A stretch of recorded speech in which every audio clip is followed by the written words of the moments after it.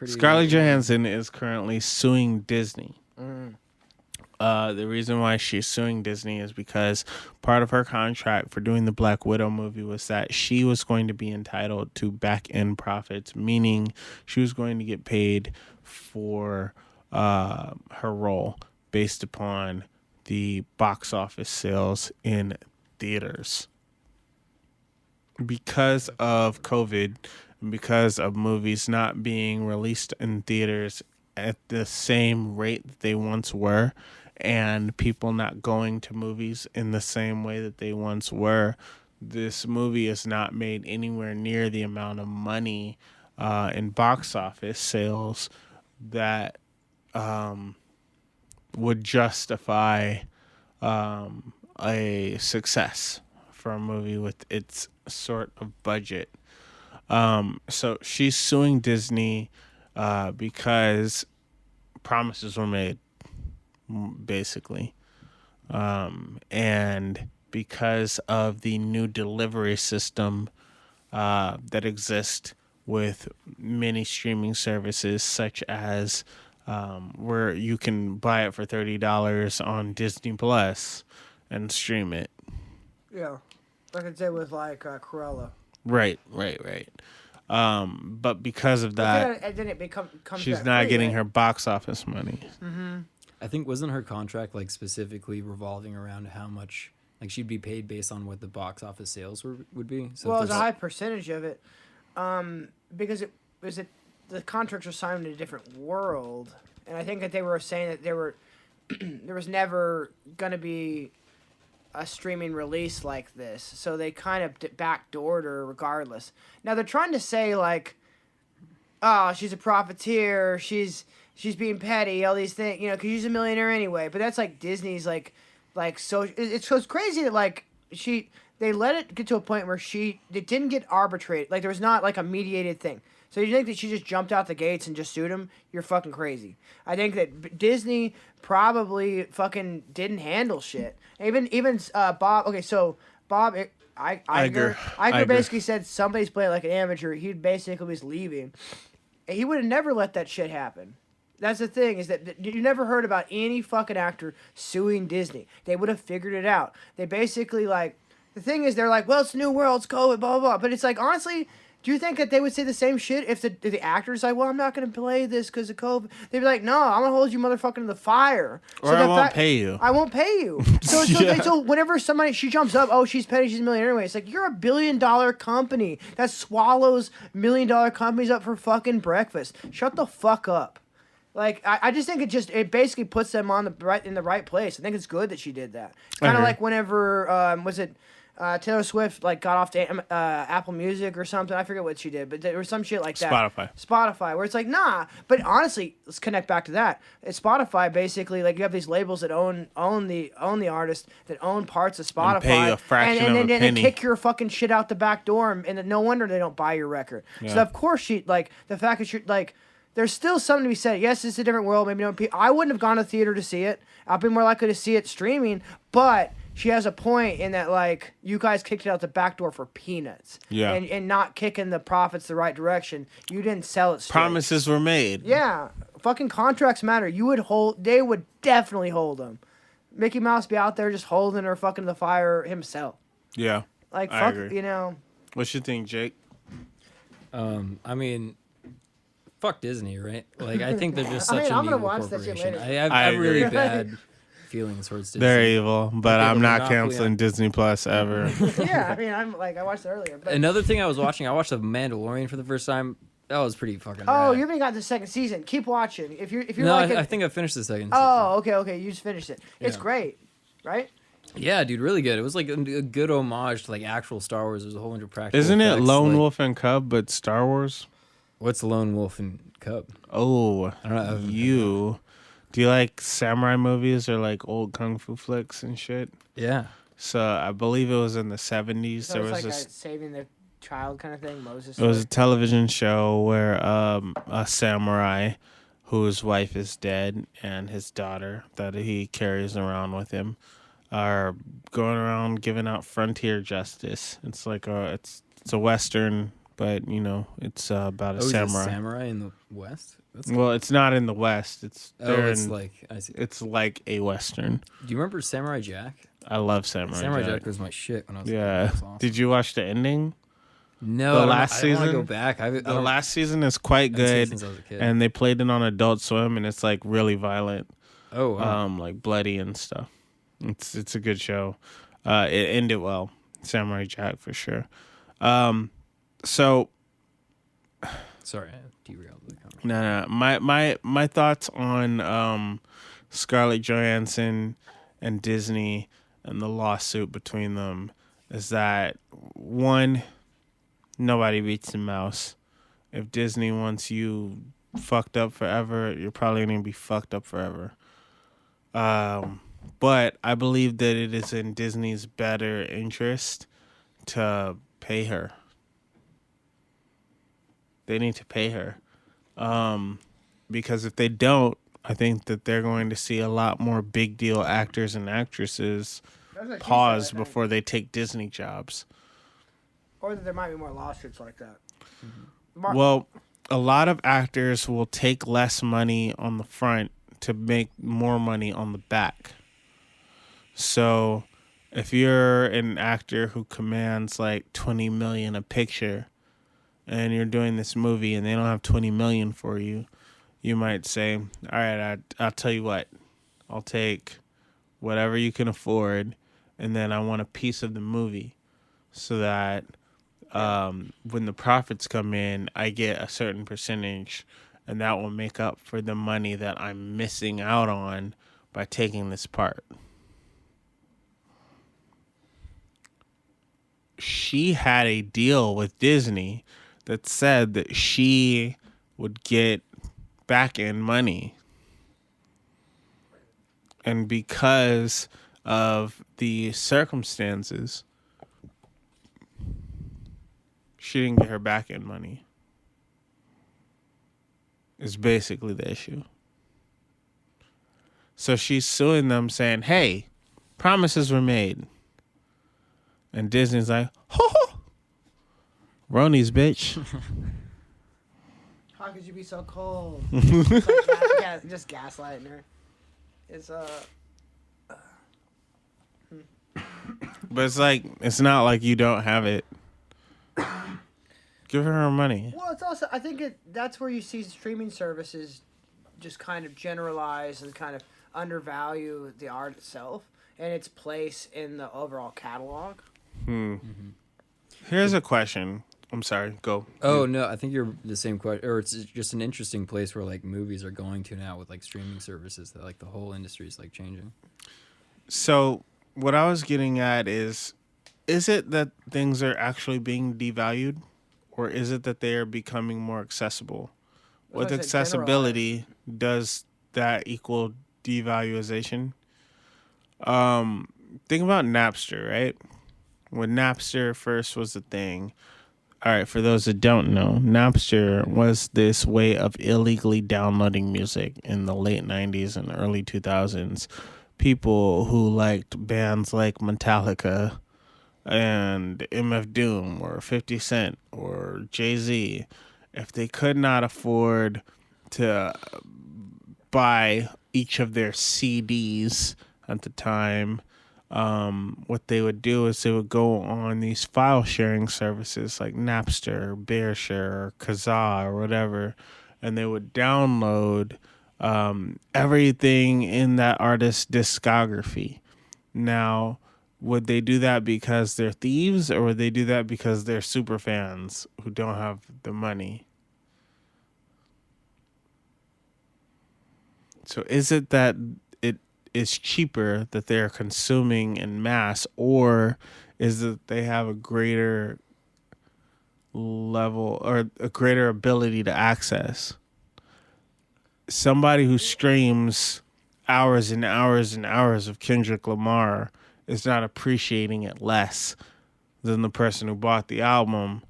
They might have just not bought the album because maybe they don't have anything to play it on, or maybe they didn't have any money, or whatever. But they're able to get on the streaming service and listen to it until their heart is content. and they're a fan. So do you think the industry should like completely restructure towards? Because I think that's like actors are gonna have to restructure their deals not based on Wait, you're talking about box two different. office sales, right? But you're talking about two different things. Like, okay, so there's like an overall market share of like box office sales and everything. So the big thing is like there's all these like box office like these box office movies that, like you have like all the profits versus like the cost of movies and everything. Right. And then you verse that like every one of those added together versus just like selling it all as a package. So I guess I wonder like there's the value of every subscription of that month, and I mean that, but there's the value of having that subscription forever. Where people just, a certain amount of people just always have like Disney subscriptions. What you're talking about is like a super fan, like non-tangible thing that like I get you, and like I had LimeWire, I had Napster, that we couldn't afford all those CDs. We weren't gonna pay. They set up for it was $12, $15, $20 a CD, and you wanted one song, and it was a way to keep it away from. Yeah. It's just you're not gonna consume culture like that. Just as like they you ever use the download YouTube all these 10p3 like Game of converter? Thrones episodes. So like millions of fucking games because like the only way to get it was to have cable and have fucking HBO and all this. They made it really hard. So I get you that there's like all that, but I think that they've kind of undersold it and like they take this whole bag. They keep the percentage of having the streaming service, but then like I feel like that they undervalue the whole thing by just kind of like selling it all as a catch-all point. Like I'd be interested to know what the profits are for like streaming services versus box office, because it is weird that you're paying only like what $10-15 a month, yeah, and you get all these movies. So I wonder That's like what what I'm the saying. profits like compared to versus like traditional box office. But they used to make people like buy each one of them, and like in order to rent them, you'd have to buy like pay a lot of money for per copy. And wait for them to come in the mail. Yeah, and all these. So like it's a different. I know there's like drawbacks. I think it's inevitable. I mean, but I like, still will say like what I'm willing to like bet. box offices are going to go out of. I think majority of people are going to watch Well, it on. I wonder who. I think movies are never going to be the same. Yeah. Well, yeah, so it's never gonna change. But I guess I just wonder like the difference in like people when they were making money off CDs versus when it was free in Napster for a bit, and then now it's streaming. So like the people that make the most of lion's share off of Spotify are not the artist. It's like mostly the people that run Spotify and the labels that owns. But that's always been own kind of true in the Spotify. music So like industry, they've right? lost Like, the market Beatles share. did Artists make lost majority market of it. share. So like I bet you, I don't know if big name actresses got it shortchanged in the middle. That's what looks like what's happening there. But I bet you what's gonna happen is that that like Hollywood directors and actors, like everybody's not the main elite, are gonna also lose market share in these stream battles of like we're gonna see quality go down and a lot of this stuff happen. If I just feel like it's been general. Like there's something that's got cheapened. I just feel like, I don't know. Like I think it's kind of cool in a writing aspect, because now that something's like everything's so accessible, like it really comes down to like how good the show is. Because like when you hear people talk about good shows in like the early 2000s, it was mostly just like what's on TV and like the best out of that. Good point. But now it's like what's like a really good show that'll like Because everything's on demand. You get to choose things. So people have to try harder to make good like, things. pull somebody in. But then I think that's a that cool poses a aspect different problem though, because at one point there was a writer's strike and everything sucked when they didn't pay the writers their fucking money that they were worth. True. Basically, for a while, like everything was fucking boring. They had a bunch of memory episodes and But shit. now the writers- it happened in the late '90s. But now the writers have YouTube shows that YouTube pays them to make. Or they have Hulu shows that Hulu pays them to make. yeah, That's the difference. okay. Whereas what Jake is saying, back then you had the channels you had and there's nothing really else. Yeah? Yeah. Back then Yeah, it was but- like, what's on TV? Yeah, This so guy, you this just guy, wrote- this guy. So they would just strike on just TV, but now they could go to YouTube or whatever. Or They go have to Hulu. we have so more many options more for the options. writers. I remember For like writers to watching go to. really bad shows, thinking they were good because that was just like the best thing that's on TV. Yeah. And now, like you can just watch anything at like the. That's kind of interesting though, in terms of like Disney can buy Star Wars and sort of kind of And Marvel. and They've literally keep monopolized. really restamping the same superheroes. But yet, if They've somebody literally if somebody monopolized childhood and imagination. but if somebody on a Hulu channel or like some YouTube channel could figure out how to write a compelling creative story on a low budget, they could shoot to something that we could not. But you know what I mean? Like Issa Rae. You know, Issa Rae did right? that. Like so, that's kind you know who Issa Rae is? I think there'd be some surprises in like some low budgets. Do you know who Issa Rae cool. is? Like the people have No, more I don't. access to. Issa Rae had a show on YouTube called Awkward Black Girl. Okay. The show got popular enough to where she got a deal with HBO and made the show Insecure. If you've never watched Insecure, you definitely should. It's on HBO. It's extremely popular. And it all basically started with someone who made a YouTube show called Awkward Black Girl. Also, Broad City, that was a YouTube show, then a Venmo show. Then Amy Poehler saw it and was like, I gotta be a producer. Vimeo? Vimeo, you're right. Vimeo, my bad. Not Also, Venmo. Bo Burnham, we were talking about him earlier. He like got his fame on YouTube and then started doing stand-up. Points of access. So I think that the reason why we see it as cheapened is because a stream isn't a penny. If a stream was a penny, I think we'd feel better about it. It's also I don't think it's also created where it's like that percentage of income is then distributed to art that's like the content creators the same way. So it changes it.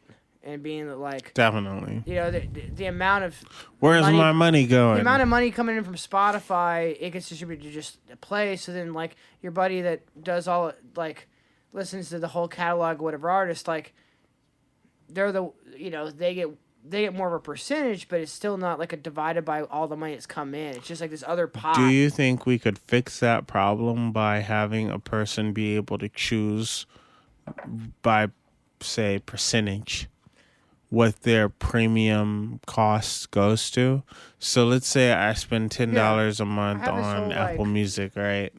And if I listen to, say, only 4 artists a month, then what if each one of them gets 20% and then Apple gets 20%?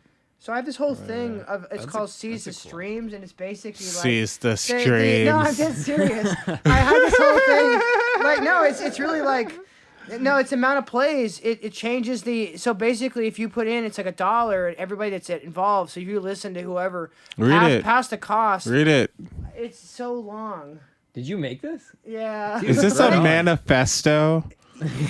Yeah, kind of. Ev wrote a It's a manifesto. whole thing. No, not a manifesto, but it's a whole like. Wow, so diligently like created it. Okay, so there's no capital creation. Only those who create and fund the products can own the collective. So it's like it'd be a collective of like artists that basically like own the streaming service. So if you put $1 in, it beyond the cost of the host, it was been distributed about who you listen to with that artist, those artists. So basically like. It just got split to all your. So it's not like somebody listens to 90 times of 900 of this one art. Like it doesn't get split up that way. It's not per rata or not per play, but it's per like percentage of what your. Dude, you made equations for it, like I R know, equals I know. S. Like, that's so sick. It's so. But anyway, it's been, That's crazy. You did this in the tub? yeah. I had this period where in the late. For those who cannot see, this is like You should send me an image of this. this so I is can some put it on shit. No, but no. Fuck these people. Like I feel like This is Evan legit. might count the bumps on tape and textured walls. No. This is so detailed. Okay, so you have to understand. So there's like subscriptions and advertisements. So you can have the whole like, but it has to be ethical standard. Okay, I don't know. There's a lot of stuff. It just there's like shares that would fluctuate. So you can actually have like who you listen to would actually like your plays get invested back in the artist. And basically, so if you got people, you were a tastemaker and got people to also you were the first person to hear them, and you got other people to listen to it. They would actually have share like a percentage of your subscription could go back into reinvesting. So you actually become kind of like A&R for the artist. And tastemakers actually get kickbacks and have like, so it'd be like, I think the idea with this would be like, there's kind of like a points and sort of like there's, you kind of change the goal. Like both it could be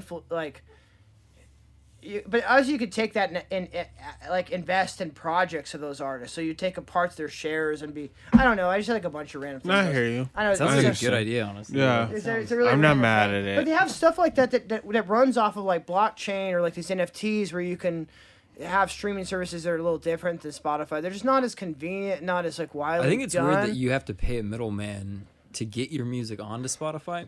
Like it's not just done between Spotify and the artist. So I don't understand the necessity of that. It can be.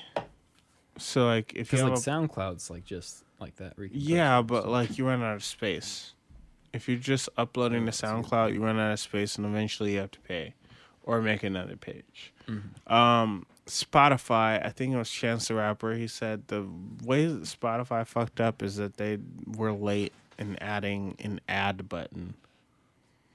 Oh, what do you mean ad button? Like ADD, ad. So like if you have a profile on Spotify and you are an artist and you made a song and you want to add something, it should be as seamless as just like uploading a picture on Instagram. Yeah, right. I think that with streaming or with access in general, you have a trade-off. You have a lesser barrier of entry for any and everyone who might be interested in the idea of getting to know something.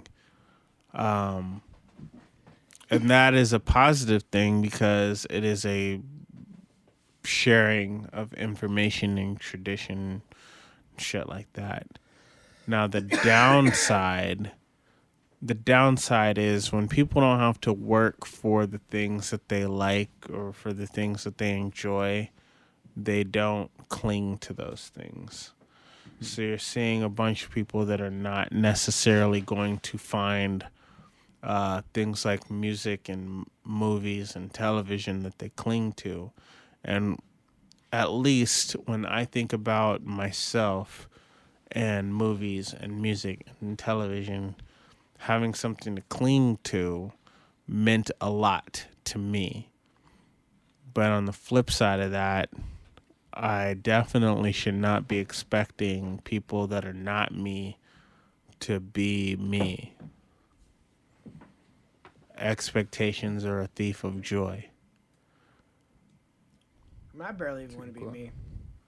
You said what? No, okay. What you think, Jake? I don't know if I have a good. What do you think, Evan? Man, I'm off in like a handful of different places at the moment. Still thinking about like streams and weird kind of. You gotta seize the streams. Oh, man, I think so it's many fucked up more. that- There's so much more in this document. I forgot like cost of there's like Dude, you're hilarious. Micro share and all these like 10% of this. You're fucking hilarious. I forgot. I would like a copy of your manifesto. No, it's not a manifesto. Here, I'll show It looks both of you very guys. manifesto. I'll give this to everybody. I think everybody should do this. Or Everyone who listens to this, Ev made a manifesto called "Seize the Streams." Dude, Kaczynski's not too far off from Hey, Kleineke. there's nothing about bombing or anything other than fucking... That we know of. I didn't read it all. You said it yourself. It's too long. Nah, it's about 2 pages. I'm gonna find out. What is your Ellis? Yeah, there you go. You can have this too. You can put this. Seize the streams. If anybody would like to put together to do anything like this, I'm down to suggest to be part. Anybody want to talk about these weird sort of socialistic ideas? Let's do it. Honestly, the thing I is think that it's fucked up how like artists and musicians specifically have been like taken advantage. so of, it's like, right since now the current beginning thing. It's good for like recording. mainstream artists. And it's good for people that want to get on playlists and stuff. But once you're a middle class artist, it really doesn't help you to be on Spotify because you have to have hundreds of thousands of plays to make fucking $90 or whatever. It's really crazy. So like it has to be in the middle where you get where there's not as many artists, but maybe there's enough of like a region, whether it's like hip hop in Austin or Texas or like different punk regions. They have these for like. You can have different sub things. There's a lot of like different streaming services. You can just have over $1. This region of music, boom, it's split up between these people. It goes to their fucking families. They're able to just like fund other projects. People don't see all the projects that aren't done. Yeah. Like I saw people like selling CDs, in gas stations and stuff. They would make money off of records when I was first starting. These days they don't recoup. People don't keep making as many records as they did when I first started. People don't know the records they don't hear. To that, I would say. It's really hard to, one, sell art in general. Selling art is like selling steak knives. Try longer. Like, people use steak knives. Yeah. People have steak knives. But they don't necessarily buy their steak knives from people who sell steak knives. Does this make sense? Yeah. Right. You don't go out like... Well, right. So they might be like, yo, you know what? I need some steak knives. Let me go to Target. Or let me go to Sears or whatever the fuck. They're going to go to one of those stores. They're going to get the knives that they need, but they're not necessarily going to respond to the person who knocks on their door. It's like, would you like some steak knives? That's not a thing. People don't buy those knives. And I feel what you're saying about us needing to update the way that we calculate engagement, I guess. But in the meantime, Disney, give Scarlett Johansson her money. Y'all owe her. Y'all owe her some money. Give her her money. Give her her fucking money.